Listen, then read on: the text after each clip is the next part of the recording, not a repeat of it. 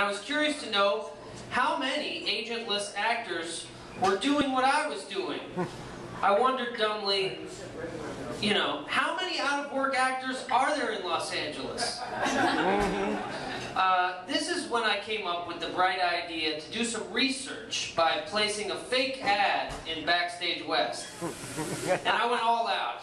I created my dream movie, my dream role, and filled out the breakdown with some random supporting roles.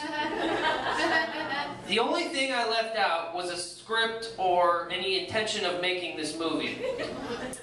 Tight, sexy, low-rise jeans, and my ultimate purchase that summer, pink suede, open-toe, backless stilettos on which I blew a mere $4.50.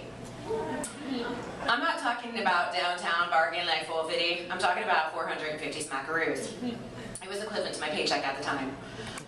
My toes are wrapped in a sweet knot. They look like presents. Thank God for perimenopause. I never, ever thought I'd hear myself saying that out loud, much less in front of a group of people. On stage, no less.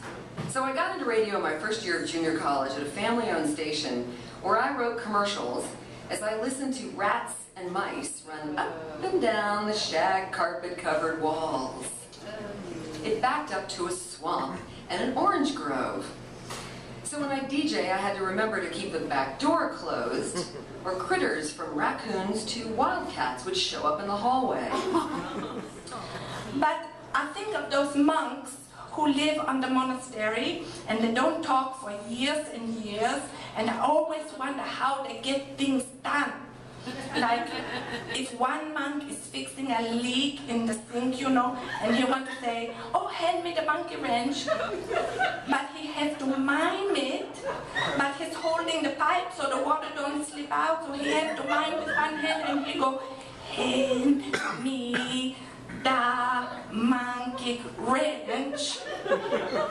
So I think those monks must be really good at charades. So that is a good thing to remember. If you are playing charades, you look to see if there is a monk and you want to be on the team with the monk.